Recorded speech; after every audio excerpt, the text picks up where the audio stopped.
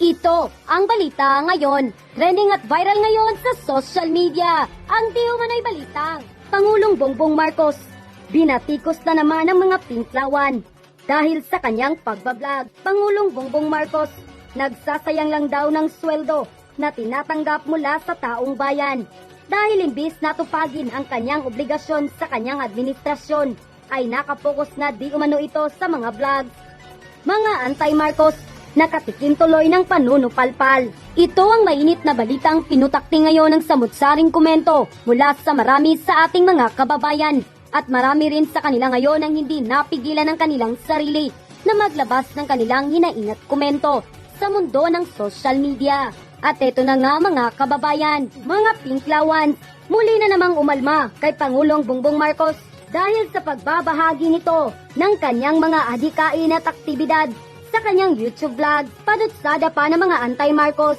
Nagsasayang lang daw di umano ito ng pera na galing sa taong bayan dahil ang pagbablog lang daw umano ang inaatupag nito.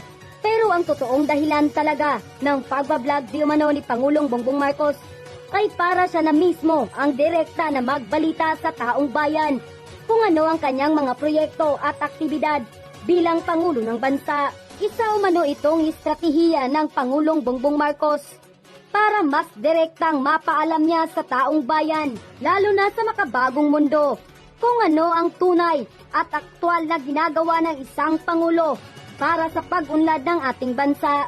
Samantala, hindi naman mapigilan ng marami sa ating mga kababayan na magbigay ng kanilang hinaingat komento sa mundo ng social media. At ayon pa sa kanila, ang ginagawa ni President Bongbong Marcos para yung totoong gusto niyang iparating sa masa ay walang dagdag at bawas at wala nang maibalita ang mga bias media.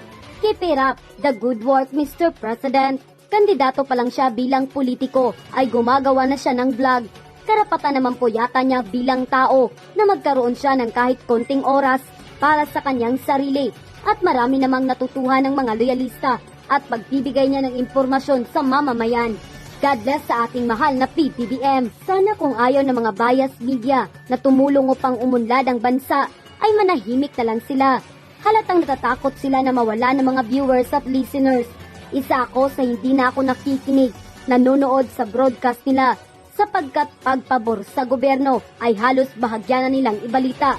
Pero pag nainasilit na negative ay laging naka-highlight, nakakainis. Kailan kaya maipapasara ang mga ito? How do you describe the current relationship of the Philippines and China under your administration?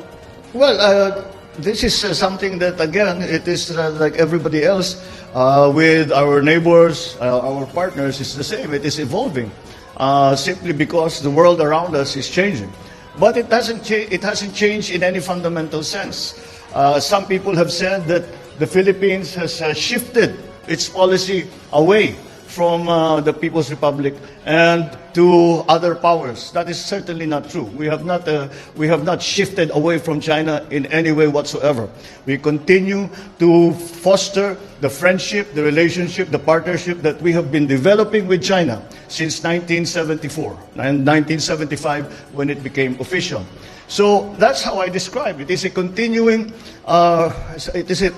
search to find solutions to the challenges that we face jointly with China. Now, of course, as to the differences between China and the Philippines, certainly they exist, but it is not something that will define our relationship. It is something that we will continue to work to resolve and to make sure that the peace and the safe passage across the South China Sea, the West Philippine Sea, is assured. And we look to China as partners in that effort to keep that peace and to keep the trade that is so important to this part of the world alive and vibrant. Thank you, sir. Thank you. Harley Valbuena, DZME. Hi, good evening po, Mr. President. Good evening. Sir, the PBOX today just raised the alert level 3 po sa Mayon volcano. So what will be your directive po sa ating disaster response agencies and also to the LGUs that might be affected by the volcano's increasing activity? Well, we are already, we have been watching both Mayon and Taal. Taal, it seems, is not in such a precarious, in such a dangerous situation. Mayon is a little bit more advanced in terms of hindi pa naman lumalabas yung lava. But if the lava flow starts, that's when we really have a disaster. Right now, what we are doing is preparing and moving people away from the area so that should the time come, kung hindi na, I hope it doesn't happen, but unfortunately the science tells us na parang ganun na nga mangyayari kasi yung the lid or the cap on top of the lava is slowly rising, not so slowly rising, at pakapuputok nga, kaya't nakabang tayo ng huslo. At naka-ready na naman tayo. At ganun naman talaga ang ating ginagawa. We watch it very, very closely, make sure that any of the communities that could be affected are evacuated and are given assistance while they are evacuated until the time that they can return to their homes. So it's the same thing. Yung Taal the problem is the release of the gas. May toxic gas na medyo naramdaman na ng mga ibang tiga doon. At yun, the DOH is looking after those people. And we have analyzed the problem and we know where the wind is blowing. Kaya alam na natin kung saan dadaan yung mga toxic na gases. Kaya paiiwasin na natin yung mga tao na nakatira doon sa area na yun. Alright? Thank you, sir. Mela Las Moras, PTV4. Hi, good evening, sir. Sir, ilang linggo na lamang po ay ikalawang State of the Nation address nyo na. Kumusta po yung paghahanda para rito? At ano yung mga dapat expect ng mga tao mula sa inyong ikalawang SONA?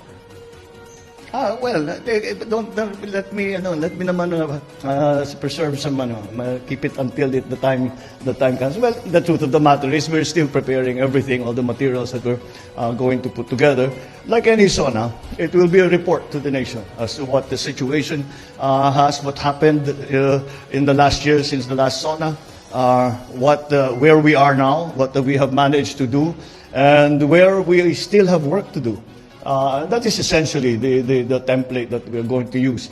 So the things that I mentioned in the first SONA, we will have a look and see ano na nangyari doon sa mga ating mga pinag-usapan na yung unang SONA.